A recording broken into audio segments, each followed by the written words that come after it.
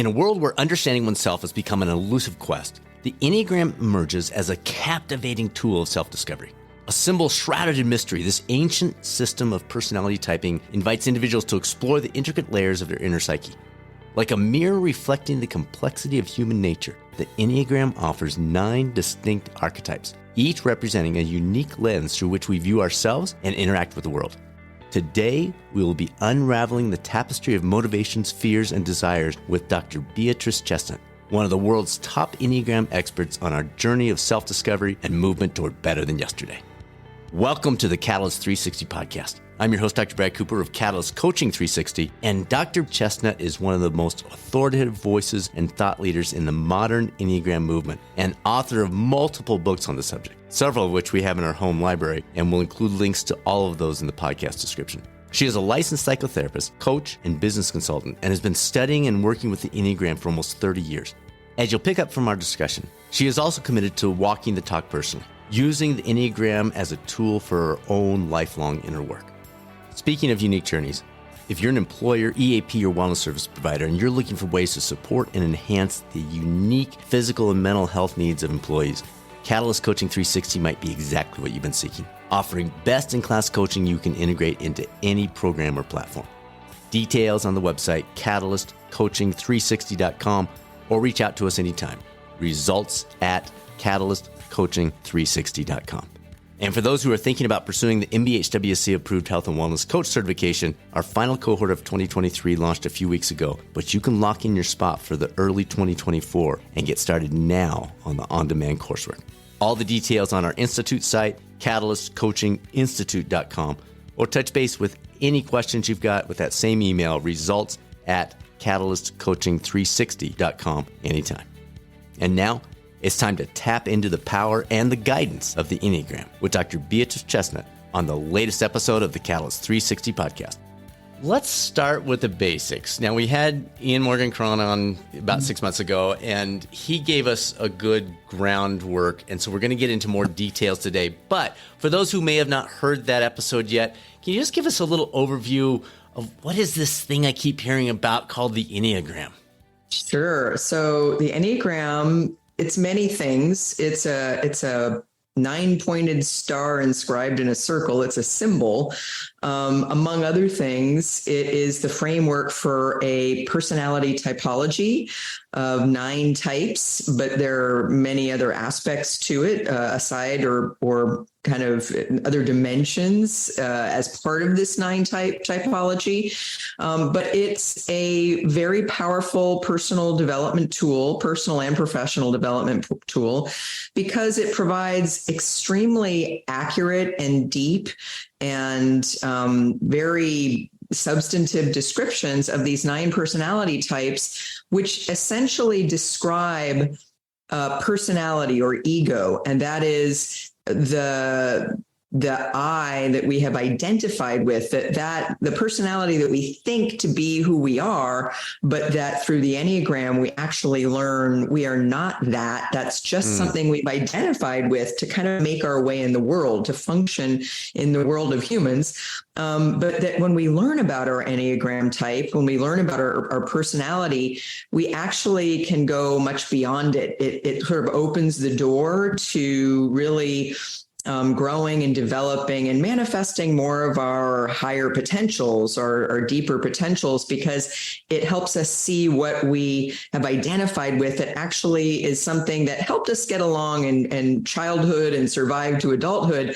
But by the time we're adults, it actually holds us back. It's limiting because it is based on sort of old and familiar defensive patterns and habits. And so when we see how we're kind of really, driven more by these habitual patterns than we may think we are, we can then make a study of them. We can start seeing them in action.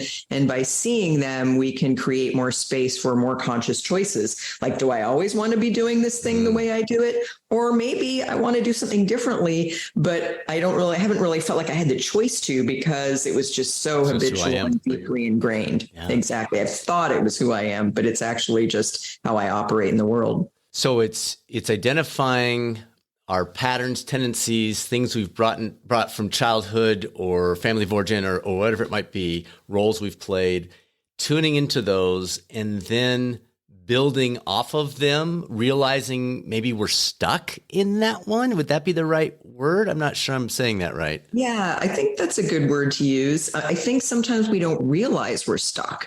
But when we really start paying attention and when we really start saying, like, I notice that I do this thing all the time.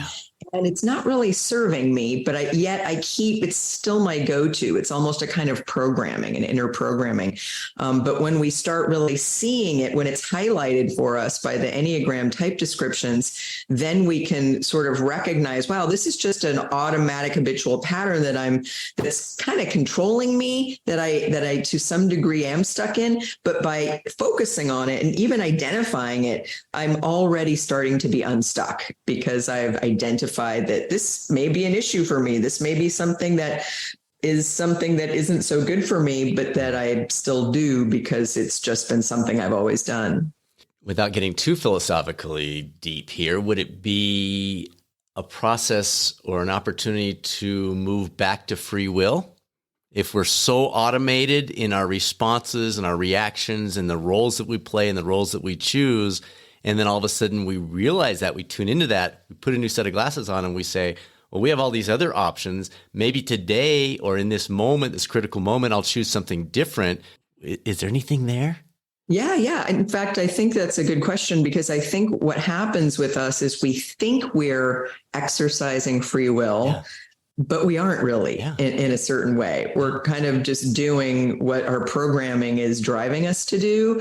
And if we really want to sort of be free in sort of a larger sense, then yes, we need to look at these habits and patterns that are really constraining us in ways that we don't always recognize. And then once we do that, then I think free will becomes more of a reality. Well, it's such a fun process for folks that have not had an opportunity to dive into this yet. Please do. And we'll have some links to some resources that Dr. Chestnut has available. But I mean, our family has done it. Our kids are all married and we all sat around and I think you'll get a kick out of this. Our kids kind of sat back on the couch and one of them said, okay, so basically Danielle married her father, Ashley married herself, and Josh married his sister. And we kind of looked around and went, yep, that's pretty much it. So very interesting. So super helpful in families and just understanding that. But also we're going to get into the leadership roles and some of the things you've written around your 9 Types of Leadership book that I've got sitting here and those things. But so we'll come back to that. But beyond the 9 types, you've done so much work on the subtypes. And I think a lot of folks maybe aren't familiar with those. Could you explain that extra level? And again, we don't want to overwhelm folks, but why is it important and how can people determine not just their type, but that next layer? That's a great question because as I mentioned, the Enneagram is in a very basic way a 9 type typology. However, there's more dimensions to it that add even more depth and bring even more information should we choose to learn more and spend a little more time on it. The Enneagram is based on 3s. It's actually based in ancient wisdom. And it's based on the idea that we have 3 centers of intelligence. Actually, that's kind of it's sort of a three type typology in that sense. The idea that we all have a head center that thinks, a heart center of intelligence that's more about emotion and empathy and relating to others, and a body center that's more about kinesthetic or instinctual knowing, a kind of gut intelligence, and that we all have all 3, but one of the ways we're kind of essentially out of balance when we're identified with our personality is we come more from one than the other 2. So there are 3 types that are more based in the head, 3 types more based in the heart, and 3 types more based in the body center, meaning they overuse that center and overuse the other 2. So there are these 9 types. And then there's another, I like to say it this way, there's another breakdown into 3. So it's like it's a 3-step process, so we have these 3 centers of intelligence. I'm a 2 in the Enneagram system. So I'm a heart-based type, 2, 3, and 4 are heart-based types. And so I can learn a lot about myself knowing that I'm a heart type, and even more about myself knowing that I'm a type 2 and reading all that it tells me about type 2. But then there's another breakdown into 3, and that's based on the instincts or the instinctual level of our personality. By definition, we humans are animals, and the instinctive part of us is to some degree the biological drives in us, the biological survival drives. So each type, each person, everybody has 3 basic instincts according to the Enneagram model that we kind of use to navigate the world, especially from the point of view of kind of getting our survival needs met. So there's a self-preservation instinct, there's a social instinct, and there's a one-to-one instinct. We call it one-to-one in business, but in more personal growth settings, we might call it sexual. So we each have all 3, but again, in each case, we tend to one tends to dominate our experience. One takes up more real estate in our operations. So for instance, I'm self-preservation dominant. So there are three versions of each of the 9 types based on which one of these 3 instincts is dominant in your experience. So this yields what we call an instinctual subtype. So there are actually 27 types in the Enneagram system. And if you learn the 27, it's even better because you get more nuance, more specificity. So there are many ways that I am like the other 2s, the social 2 and the one-to-one 2. But there are also ways that I have sort of differentiated characteristics. If you compare me to a 2 that has a social dominant instinct or a one-to-one dominant instinct. So that's the idea there, is that the subtype refers to a kind of deeper level of even more automatic functioning that has to do with kind of a combination of what drives us emotionally and what drives us instinctually when we're identified with our personality. So if someone's in a work setting where they've really dipped their toes in or maybe even a whole foot on this, and folks have shared, okay, I'm a 4 and I'm a 7 and I'm a 9 and I'm a 6, et cetera. And they're looking at someone who has the same number as them and they're going, wait, there is no way. That's where we're not at all like, how can she possibly be a 7 when I'm a 7 or a 6 when I'm a... So that would be the subtypes then would be the big differentiator. Is that where they would go next to understand that a little bit more? Yes, I think that's really right. I think when you see someone of your same type, but there are a lot of differences that may not make sense, it's often that you have a different subtype because different subtypes can create pretty big differences, even certain things that are opposite. And one reason it's really good to know your subtype is because the different subtypes have different growth paths. So you can be a 7, a self-preservation 7, and have a completely different growth priority than a social 7, because there are certain things about you that are very different, even opposite, even though you share some sort of more higher level characteristics in common. Is conflict more common among certain pairs? Like, do you consistently see this number and this number tend to be at odds, or is it based on the diagram where the opposite sides are more so, or is it oftentimes the same type but the different subtype tend to have more? Are there any of those types of patterns, or is it completely unique to the setting, the person, the history, the background, et cetera? Yeah, I think it really depends a lot on aspects that in addition to type, right? So I think if you look at just the types, if you look at all the pairs of types, there's certain ways that each pair of types will get along, things that they kind of like about each other, and then certain ways that they may be at odds, that they just have sort of natural oppositions. However, what plays a huge role is level of awareness. So how aware are you of your patterns and habits, or how much do you have a total lack of awareness and you're just kind of doing what you do without a lot of ability to self-reflect or self-observe, as we say. And that's a big differentiator. So if, for instance, people sometimes say, like, I'm this type. Who's my perfect, couple? Yeah. Who should I be in a relationship Yeah. with? And you really can't answer that in terms of type, because it really depends on, how conscious is that person? So that makes a lot of difference. And like you said, I think sometimes what goes into what is someone's level of awareness is history, background. Have they done psychotherapy or not? Have they had things in their life that have been difficult, that in terms of overcoming them, they've needed to delve more deeply into their experience in order to work through things. What culture do they come from? There are some cultures that maybe don't discourage self-development, some cultures that encourage it, subcultures even within one culture. So I think it depends on that kind of thing a lot when we talk about sort of conflict or what types get along well with others. And this is simplifying it too much, but I'll just throw it out there. So is respect or appreciation, does that play a big role too? Like Suzanne and I are very different, both in temperament, and she's a 9, I'm a 3 in terms of the Enneagram.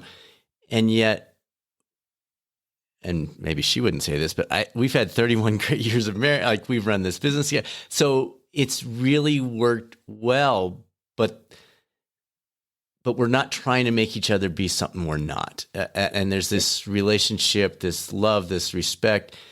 Is that a big part of it? Obviously different for a marriage than it would be in a coworker setting or a friend, but I don't know. Is that a piece of it, of saying you're different and I love you, and that I'm I always go back to Rocky and Adrian, and people are like, why are you dating Adrian? This doesn't make sense. You two are so different. And he says, Adrian got gaps, I got gaps.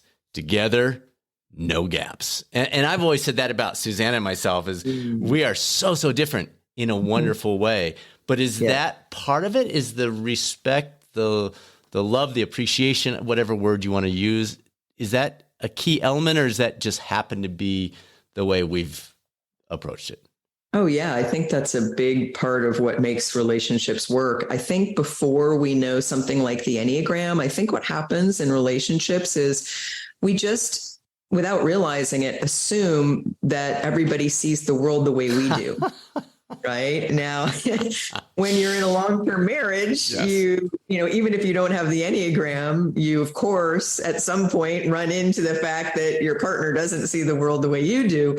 However, what the Enneagram helps us recognize is that other people have these completely other perspectives. They have different traits and different patterns, and as you say, I think when we can see that, it creates more empathy and more respect and more acceptance. And I think that when we can accept others as they are, as you said, and not try to make them into who we are, that helps enormously in relating, because we understand we need to be open to who the other person is and not project our expectations on them. And I think that people often learn that in relationships as they go, if they care about each other. And I think the Enneagram adds clarity, and it helps that each person's ability to say, oh, this is what that person's like. It's not like what I'm like, but I can see it and understand it and respect it. And it's sort of like, I understand this person's baseline. I think we also need to leave people room for growth, right? Because the interesting thing about being a 3 and a 9 is that you can grow through appreciating each other's qualities that you don't have. That's you've got a line between you on the Enneagram diagram, and there's a way that it helps her to be a little more like you, and it helps you to be a little more like her. No doubt. And even though you're not going to turn into each other, and it's not about that, it's like not only accepting and respecting each other's ways of being, but also being open to being influenced by each other in positive ways. Yeah, no doubt. Let's stay at the work topic for a minute. Stress is such a big topic. We spend so much of our physical time and emotional energy getting our work done, interacting with people at work. Whether we're talking about leaders, coworkers, or even health and wellness coaches that are working with these folks, it's impacting all of us. How can the Enneagram help us help those around us in a work setting when it comes to stress and overload? That's a really good question. And you're right. It's really, really important these days. I think I think when we're under stress, in some ways, we, without realizing it, kind of double down on our personality patterns. Yes. It's like we have less flexibility. We have less room to choose to do something in a more creative way, in a way that actually may serve the situation a little better or serve us a little better.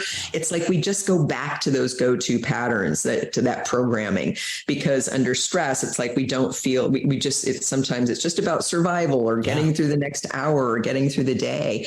And so I think the Enneagram, when we understand those patterns, even if we're really under stress, we can understand how we operate under stress. And of course, the Enneagram has embedded in the symbol has arrow line movements. And when we go to stress, we can not only act out sort of the most basic patterns of our own type, the sort of things that are kind of most deeply ingrained, but we can also act like these two other types, depending on the situation. So it also helps us get insight into, like me as a 2, my type is connected to 4 and 8 on these inner diagram lines. And sometimes I notice I can really act more like the sort of the low side of 4, and we kind of go to our low side. I always say in the Enneagram, there's an upside and a downside to everything, and there's a downside to our type. And when we're less conscious and more stressed, we tend to act out the lower side or the less conscious side of our type, as well as potentially these two other types that we're connected to, because they act sort of like release valves. And we can I can act like a 4 or I can act like an 8. And again, not in the best way. So there may be 3 different ways that I'm acting in ways that actually make things more difficult when I'm in stress. So I think the Enneagram helps us recognize that when we're at our most stressed, even if it feels impossible, we can actually slow down a little bit and take a breath or take a pause and just sort of step back and say, okay, what's going on for me right now? Almost use it as a check-in. And how can I see that I'm acting in a way that's actually making my stress worse, when there might be other choices or other ways of acting or reacting. And again, when we're under stress, we tend to react rather than respond. Right. Responding would be a more conscious choice. Reacting would be just that coming from the reptilian brain, the instinct and the emotions that just sort of make us do what we normally do. I think it helps us see that we can actually slow down, take a breath, and really sort of see, what am I doing right now? How am I reacting, and how can I do it differently? So even if your organization has not engaged with the Enneagram, an individual who taps into this, they can see themselves both reducing their own stress and increasing their effectiveness. Even, don't want to say it in a vacuum, because it's never a vacuum, but even if you're the only one utilizing it, there are significant benefits, it sounds like. Definitely. And I've worked with a lot of leaders in companies that haven't yet brought it in or haven't brought it in. And they just sort of recognizing what their own patterns are helps enormously. And the idea that other people have other patterns, and even if they don't know what those are, they can recognize what's happening in themselves. They can understand when their patterns are playing out and have a greater ability to pivot, greater ability to be flexible, greater ability to sort of recognize when they're getting triggered in the moment and what that means and how they're likely to react and what that's going to lead to, and sort of take a step back a little bit and say, okay, even though I'm under stress, I need to give myself a lot of compassion and a lot of room to be human. But at the same time, I can sort of see, okay, this is my general tendency. This is how I get myself in trouble when I'm stressed. And this is how I can sort of relax and take a step back and make a different choice, or just wait until I'm a little bit more resourced to interact with in this situation. Now, we've utilized this extensively because Susanna's been so engaged in the training process. So all of our coaches at Catalyst Coaching 360 who wanted to have utilized this tool had access to their report, all the things that, and again, we'll provide a link to your resources for those, because amazing, so helpful. Is there, I'm not an HR expert, and that's going to come out in this question. Is there a way to at least voluntarily pull something like the Enneagram into an annual review process or a biannual review? It seems like it would be so valuable if you're my boss and I'm coming up for my performance review. If you gave me the opportunity to utilize this, and then both of us reviewed it and built my goals and my areas for growth based on that, it seems like it would be 10, 50, 100 times more valuable than you just sitting back going, well, Brad, from the 42 minutes that I've interacted with you the last quarter, I think this is the area that you, I don't know. Are you seeing that? Because you're consulting in a lot of companies with that potential. So I'm just curious if that is an option, if it's not so much, Brad. Yeah, I think it's tricky. I think you mentioned something really important, which is I think if it's made voluntary, Yeah. Who wants I think to? that helps, because anytime you have hierarchy and someone's being reviewed by someone else, there can also always be a little bit of like, okay, wait a minute, what is this thing and how is it being used? Right. But I think if you explain it in a very neutral way, when you really reinforce the idea that it's not being used like to pigeonhole people, right, because of course that's a big thing that people are understandably worried about. Sure. Like, is this putting me in a box? Right. Or pigeonholing me and making me more limited. Right. I think if you present it in the right way, I think if you say, the companies I've worked with, the leaders often say something along the lines of, we're offering you the Enneagram as a tool for self-development. The Enneagram's not mandatory, but self-development is.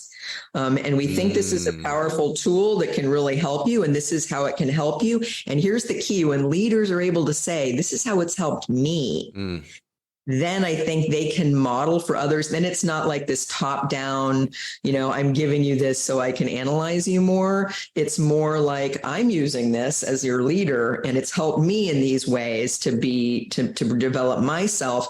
Here's what I think it can do for you. And we offer it to you so that we can be even more precise in helping you know how to excel or know how to succeed in different ways and what that means for you.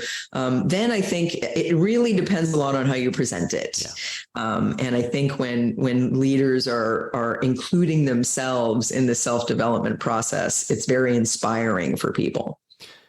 Everything you say is mimicking what we've learned in the health and wellness world. We've been doing this for 17 years. And the same thing, when the CEO doesn't say, I've got it all figured out, but rather, here's where I'm struggling with my own fill in the blank: stress, sleep, exercise, nutrition, whatever it might be. So yeah, I love how you describe that.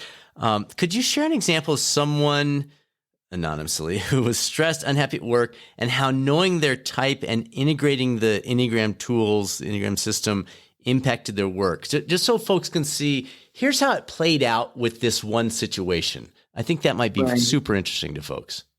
Sure. Yeah.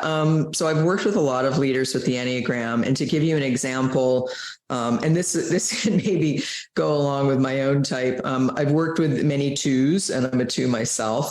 And I think sometimes what happens with twos is they get stuck in sort of doing too much for others and not voicing enough their own needs. They can get, more stressed and sort of take on more and more and more and not state what they need and not sort of put that in the picture. They can have a trouble saying no. When I worked with two leaders, and I'm thinking of one in particular, one of the first things she said is, can you help? One of my big goals is to learn to say no and to make better boundaries. And then sort of having almost as a mantra, like, what do I need in this situation? Because of course it doesn't work to just always be sort of wanting to, take on more work or do other people's stuff because it's easier than sort of naming what you need to do. And also learning to be more direct. and actually integrating a little bit of the healthy side of type 8 and type 4. And I mentioned the arrowline movements earlier. They can be stress movements where we act out the low sides of those types, but we can also utilize those types to add more tools to our toolkit. So sometimes, for instance, and I'm thinking of a particular leader, she's not as direct or as assertive as she might be, because again, there's a lot of worrying. Do people like me? Am I pleasing everybody? And so sometimes that works against saying what you need and just being direct and assertive, especially if you're the expert and you know more than other people in the room, which the person I'm thinking of often does. I think then there's a way that it can say, okay, here's what I need to do. It's very clear that I need to be more assertive, that I need to worry less if people are liking me or approving of me, and take a little bit more risk in just saying what I think is true. And again, you can take inspiration from eights who tend to be very direct and very assertive and very much comfortable with wielding strength and power. And that can be an inspiration for a 2 on a growth path, especially a 2 leader, especially in certain settings, corporate settings where maybe, it's a woman leader with a lot of men in the room, and, there's a tendency for certain things to play out. Sure. That way. And so recognizing, okay, even though it may not be my natural comfort zone to be assertive and really push my idea here, I need to really do that. And then what happens is the person does that and they become more successful. And even though it's hard and kind of scary at first, they move up and they get more respect, and people see them as both someone who has good people skills, but also someone who can, make a point very clearly and speak up and say what's necessary and voice what's needed, not only by others, but also from her point of view. Mm-hmm. All right, we're going to try this. Could you briefly go through the 9 numbers and just give us the quick version of strengths or superpowers, I think you call it, and maybe a blind spot or two? So just enough for folks to go, ooh, that kind of sounds like me, or, ooh, I didn't realize I had that blind spot, or whatever it might be. You think we can go through that without taking the rest of your day? Sure. Yeah, absolutely. Right. Yeah. What number would you like to start with? Let's just go 1 and work our way up. How's that sound? Okay. So actually, you know what? Suzanne always says 9s end up last. Why don't we start with 9s and work our way down? Sounds good. So type 9s, their big strength, they're sometimes, and normally, like in my books, I don't use the names of the types, the labels, because I think sometimes they hold people back from understanding all the depth and complexity. However, I'll use as a shorthand, I'll use the labels here, the names, because I think that will help people get it more quickly. So 9s are sometimes called the mediator or the peacemaker. And what they're really good at, their big strength is tuning into what's going on around them in the environment. And this might be other people or just a sense of, I have a good friend who's a 9 who says, I can sense if there are disruptions in the force. Yeah, totally. So really, what do people need? They're truly helpful. They tend to be truly humble and modest. They don't bring a lot of ego to the table when they're leaders. And so they tend to be very caring, supportive, helpful, easy to get along with, because they tend to be very adaptable and flexible. Now, the downside of that, which is more of a blind spot, is that because they tune so much into other people or the group and what's going to help everybody get along better and harmonize in a way and avoid conflict, they can avoid being in touch with themselves in terms of things that might lead to conflict, right? So if you want to avoid conflict and harmonize, you're going to be motivated not to be in touch with your own anger or your own strong opinions. And so because of that, they tend to not always know what they want or what their own agenda is. And then they go along with others, but that also doesn't always end well because they're not including themselves. Right. Okay. 8. 8 is Eights are we sometimes call them the boss or the challenger. Eights have a big energy really naturally, even if they're small people. And their big strengths are being strong in a way. I sometimes say the eight superpower is superpower. They are they tend to go to high levels in especially American corporate settings because they focus on the big picture, but they're also good at meeting big challenges with strength and determination and a lot of confidence. Now, the interesting thing is their blind spot is vulnerability. So it's a little bit like they overcompensate by being strong and direct and powerful and assertive, but they're compensating for a lack of awareness of vulnerability. So sometimes they can overdo it. They can be too domineering. They can be too strong. They're too forceful. They can intimidate people without realizing it because they may not realizing that to the extent they're not in touch with their vulnerable feelings, like being hurt or pain or sadness, they can overdo their strength and therefore get out of balance. And so it helps them to recognize their blind spots around vulnerable feelings. Okay. Sevens? Sevens are, now we just gone from body types to head types. So sevens are a head type. They're very good at staying positive. So when people say it helps to be positive and have a positive vision, that's very seven. It comes very easily to sevens. They tend to be future oriented, very creative, innovative thinkers. They're mental types who make a lot of quick associations and are mentally flexible. So they tend to be good at keeping the mood up in organizations and wanting everyone to be happy and be getting what they need, but also they're good at seeing the positives and helping people see the positives. Now, the blind spot is, as you might suspect, sometimes they don't want to look at the negatives. And they don't realize that when they're focusing on what's positive and fun and pleasurable, they're really acting on a need for freedom to be able to feel whatever they want to feel, experience whatever they want to experience, which is connected to a blind spot around pain. Sevens don't want to, they fear being caught in a negative emotion, and they fear that if they allow themselves to feel a negative emotion, a difficult emotion, that they will never, it'll last forever.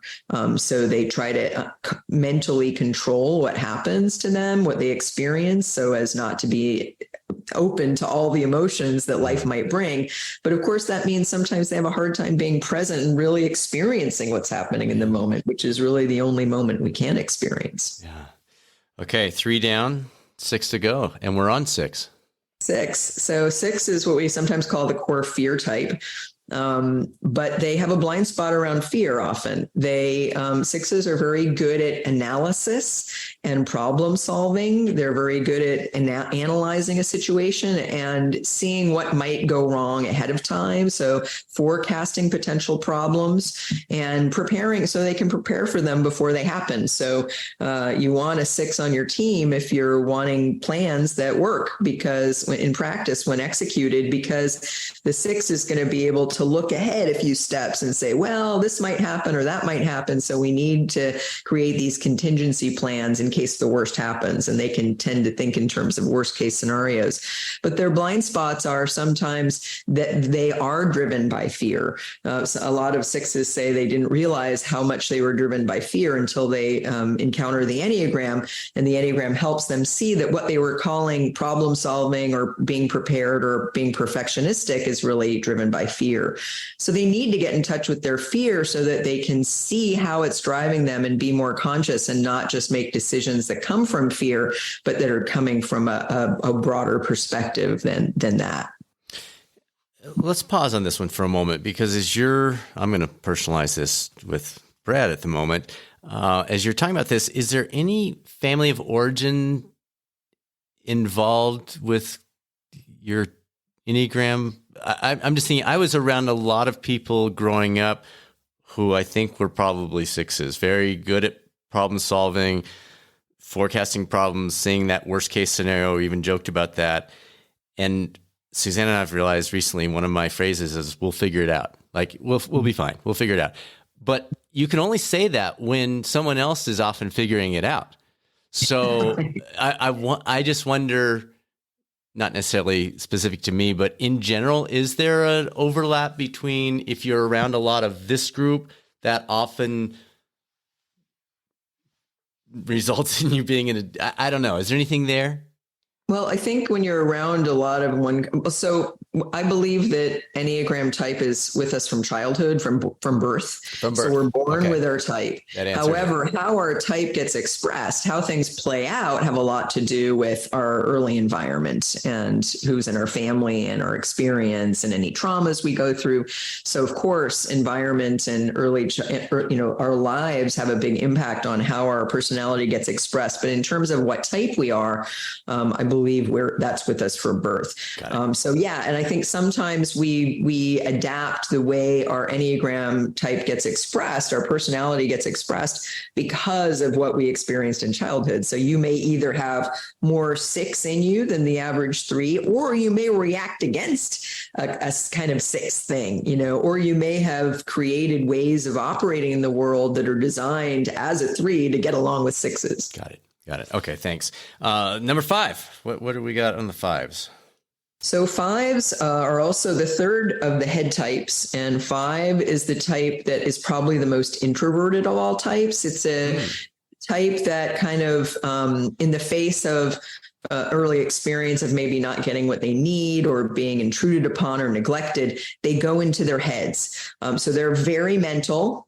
They automatically disconnect from emotions. And so their big strength is that they're very good at research, at learning is a big priority. They're often knowledge experts in organizations.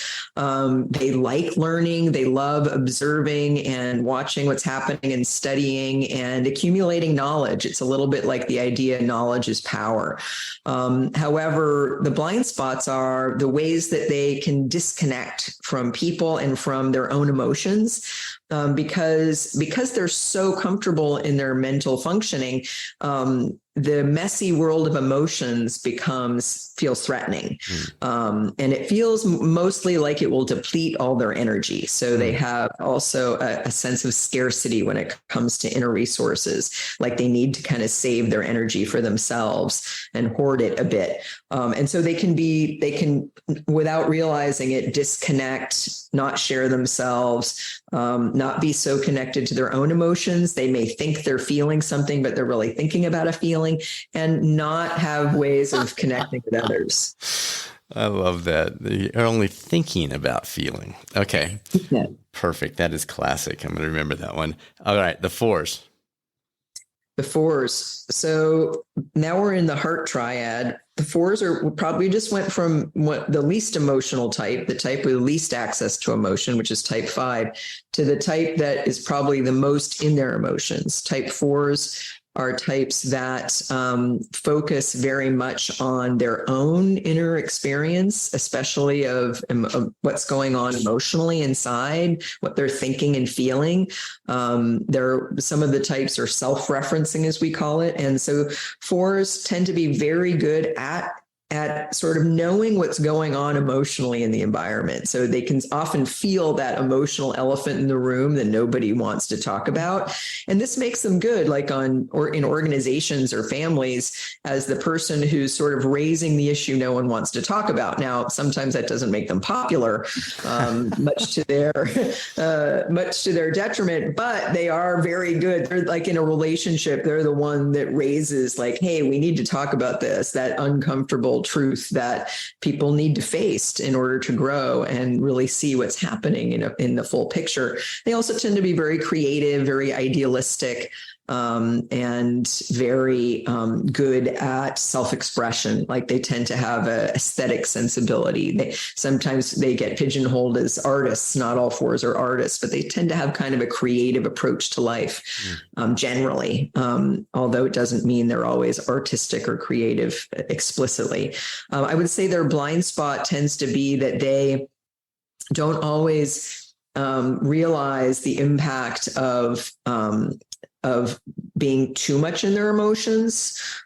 They can sometimes have they can sometimes believe they are their emotions and sort of overemphasize emotional expression. They also often don't own the degree to which they compare themselves to others. So they have what we call a comparing mind. They're always comparing, am I better or less than, in their mind. And sometimes they don't recognize to the degree to which that drives them and may lead them to have kind of a excessively like see themselves as less than or more than in a way that, distances themselves from other people. Interesting. All right. On to the threes. So threes, their big strength is that they, again, their personality is very good at setting goals and reaching them. Now, America is a three country. So threes have both advantages and disadvantages if they live in the US. One of the advantages is that their personality programming kind of aligns really well with what our culture sees as successful. So they're very good at achieving any goal they might want to set and very good at setting a goal and then doing everything it takes to get to the goal. Also, they tend to have a big awareness of image. So they're very good at looking good too. So even if, things aren't going well, they may look like everything's going well because they have this sense of being able to identify with people, what people see as successful and become that. Now, of course, that's also not good for them because the blind spot for threes is sometimes their own, what we might call truer self, because when threes are very good at shape-shifting, at becoming whatever persona or image that might be seen as positive in a particular environment. But then when they do that, they lose touch with who they really are and what they really think, because if you see kind of tension between an ability to connect with others through shape-shifting and the other end of that tension being authenticity, sometimes threes lose track and don't really know who their authentic self is. Like if I can shape-shift into anything that people like, then who am I really?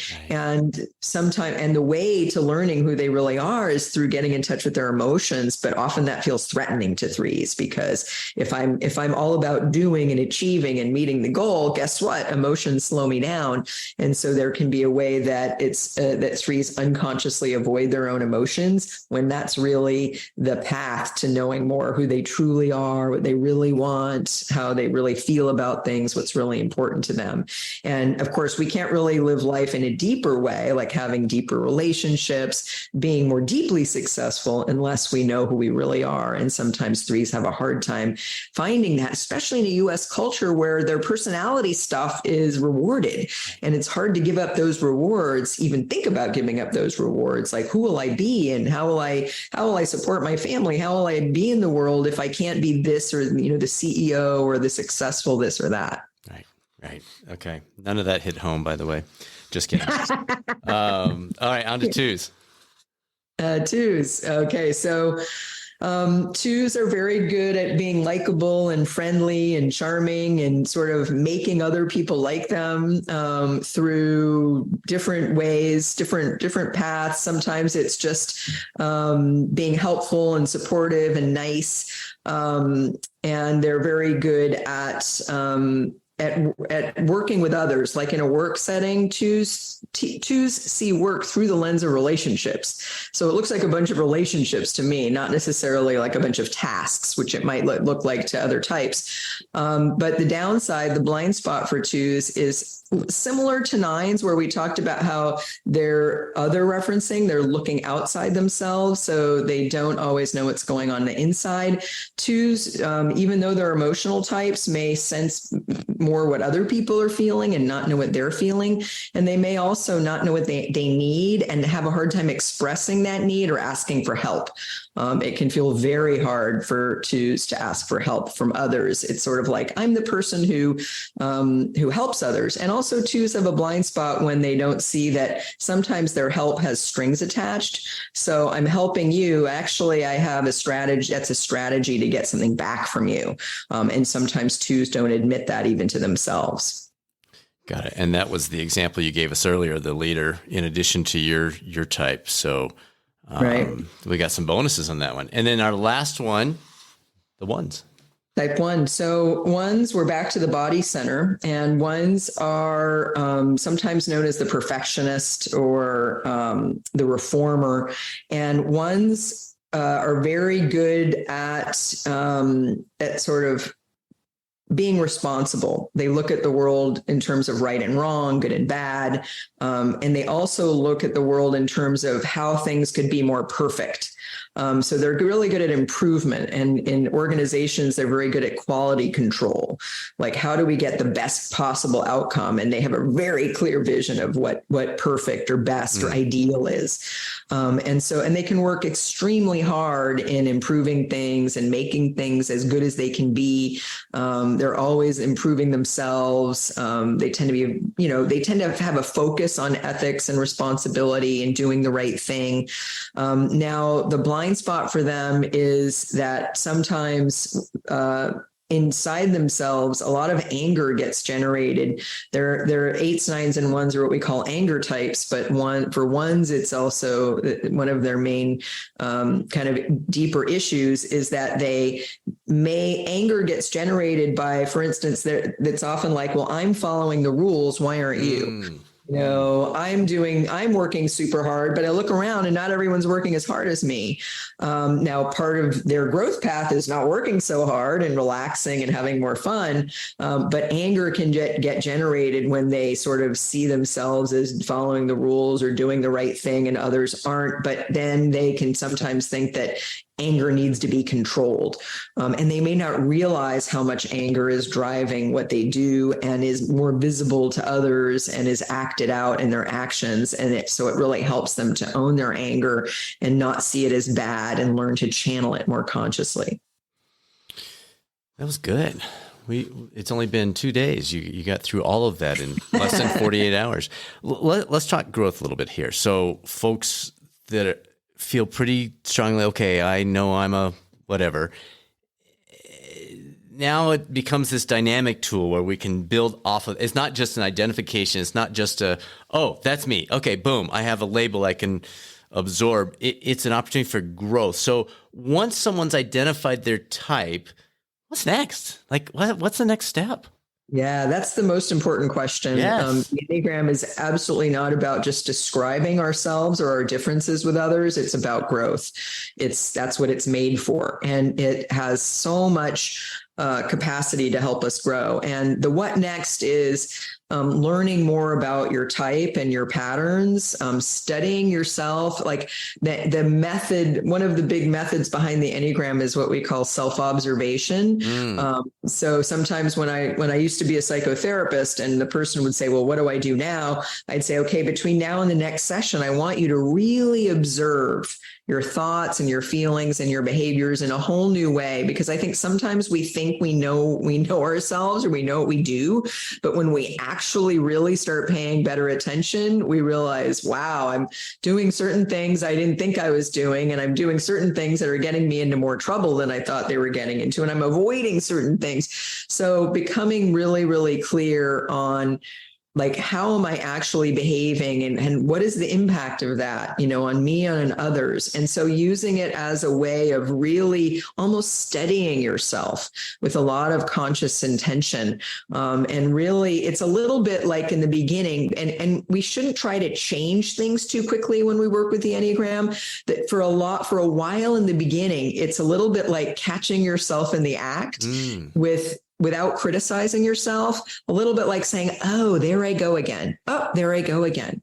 Like as a 2, one example I like to give is like, so it says in the book that we 2s have a hard time saying no and we say yes to everything, and seems like I could say no if I wanted to. And then I watch myself and people will ask me for things. And in my head, I'm saying no and my mouth is saying yes. Right. So I'm watching myself like, I want to say no. Everything in me wants to say no, and I'm saying yes. Right. And so recognizing, wow, I think that's an issue, and again, the key is it's really, really key to not criticize yourself for what you start seeing, because the tendency will be, oh, what I'm doing is bad. When I'm doing my personality stuff, that I need to stop doing that and do something else. And so the inner critic gets involved, which is not good, because that keeps us stuck in our personality, because our ego is designed to defend us. And so if one part of us is attacking ourselves, and the other part of ourselves is going to get stronger. Right. So we need to, with a lot of acceptance and a lot of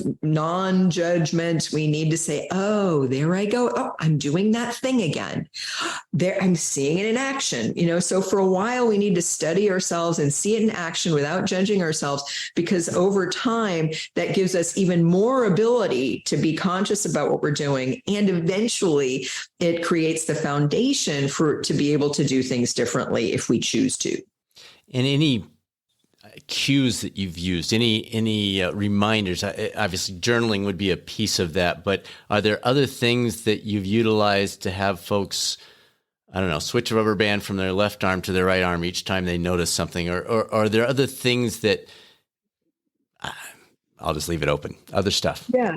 Yeah. I mean, all of those things, I think, like talking to a coach or a therapist helps, journaling helps, but also things like mantras and affirmations. Like for a while as a 2, I would start saying, like, what do I need right now?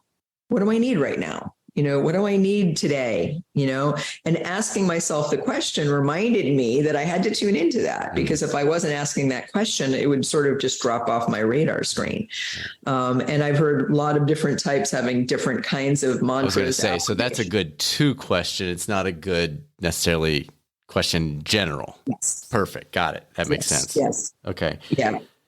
Oh man, I could talk about this stuff all day. This is so interesting. Let's wrap up with this. We'll have links to your research. No, two more things I want to cover. First of all, talk briefly about the training process that you have available for professionals. We know it. Susanna's been through it. It involves extensive training in the Enneagram and how to utilize that in not necessarily a clinical setting. She does as a counselor and a coach, but potentially could you give us the 10,000-foot view of why that's different from other Enneagram training methods? And then I just want you briefly to talk us through the whole Odyssey connection. So, because I'm personally very curious about that as I was looking at one of your presentations. So take it away. Okay. So the first question, you may have to remind me, I'm thinking about the second question. Yeah, of course, because that's the cool one. Just briefly about the certification and why it's specific more to clinicians, coaches who are looking for a training that would really apply to what they're doing for a living. Yeah. Yeah. Well, I'm unbiased, but I think the Enneagram is by far the most powerful tool for coaches and therapists. And I was a therapist and I used the Enneagram, so I know this. It helps you cut to the heart of the matter more quickly. It helps you get to know someone. You go farther faster in the process. Now, we have a certification program, a professional certification program where we train all kinds of people, therapists, spiritual directors, coaches, leaders in companies, organization development consultants, and even just people who are kind of trying to make a career transition. Now, we don't train people to be coaches or professionals, but we train people who already have kind of a path that they're on, how to be really proficient in the Enneagram, how to learn the Enneagram at a deep level so that you can integrate it into your professional practice, whatever that might be. And sometimes people don't realize that a lot of what's out there in the Enneagram world is a little bit more on the shallow side. It's a little bit more on the stereotypical side. And so we wanted to provide a program to train professionals who want to use the Enneagram as the powerful tool it is to really understand what it is and how to use it best and how to work with the different types, how to work with the subtypes. A lot of other approaches, for instance, don't use the subtype approach that we use. And so we find it's a little bit more of a blunt instrument when they use it. And we also teach a very specific learning about wings and arrow movements. Some people see wings as subtypes. We see wings as wings. And so we really help people develop skill and confidence to really use the Enneagram in an ethical, responsible, skillful way. We also have another side of our Enneagram Academy where we provide opportunities for people to have deep inner work experiences. So we sometimes say the professional certification is for outer impact, and the personal mastery program, which is our other side, is for inner transformation. But of course, they overlap because when you go through our professional certification program, it involves 2 professional workshops where it's really more teaching about the system, and then their person's required to go to one of our retreats, one of our 2 basic retreats, to have a more inner experience and to apply the Enneagram to themselves, because we think it's so important when people are working with the Enneagram that they're also using it with themselves in their own process, because that's the best learning about how to use the system. Beautiful. And again, folks, we will have links to that. Susanna's been through that. She continues to dive deeper, and it's been incredibly valuable, both organizationally and personally. So now just give us I know you could talk this one for like a whole course, but the Odyssey, there's a connection between the Odyssey, the Journey, Ulysses, and the Enneagram. Can you give us just enough for us to walk away going, ooh, I want to read more about that? Yeah. I mean, there's some debate about whether and what are the Enneagram's ancient origins and ancient teachings. I happen to think it derives from ancient traditions. But one piece of evidence I think we have of that is that, in the 6th century BC, we have the Odyssey and the Iliad, who are written by Homer. Now, we don't know whether Homer was a person or a group of people, but it's pretty clear that the Iliad and the Odyssey were the result, for many, maybe hundreds of years, were stories told by these traveling bards or storytellers, and they kind of carried the core myths of those cultures. And the Odyssey happens to be a story about Odysseus, who is the one who thought up the Trojan horse and ended the Trojan-Greek War. And then in the Odyssey, it's a story of homecoming, and a story of the metaphorical coming home to the true self, if you see it that way. And there's a lot of 3s also in the Odyssey, but one of the main part of the action comes in what's called the Great Wanderings, where he's traveling home to his home from the Greek War. And it's going to take a while. He has a ship, many ships and sailors. He's kind of a mini king in his own right. So he's sailing home, but on the way home, he gets waylaid in 9 different lands, where he has to kind of overcome trials and tribulations to move forward to get home. And he yearns to be home with his castle and his wife and his family and his son. And so he goes to these 9 lands. And if you look at the kind of characters he encounters there, the mythic characters, they have exactly the same character of the 9 Enneagram types. And he visits each land in order: 9, 8, 7, 6, 5, 4, 3, 2, 1. And it's kind of amazing that, and to me, that's kind of some kind of evidence that the Enneagram is very old. Wow. So fascinating. Dr. Chestnut, this was fun. Really, really nice talking with you. It's been really fun. Susanna has been talking about the amazing Dr. Beatrice Chestnut for years. What a pleasure to finally get to have this conversation. If you're new to the Catalyst 360 podcast, thank you for investing a few minutes of your week with us.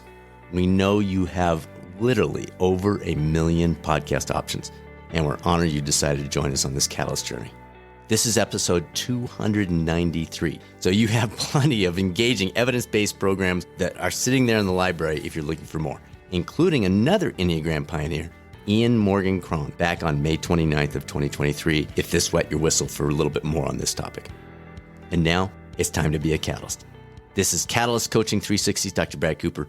Make it a great rest of your week, and I'll speak with you soon on the next episode of the Catalyst 360 podcast, or maybe over on the YouTube coaching channel.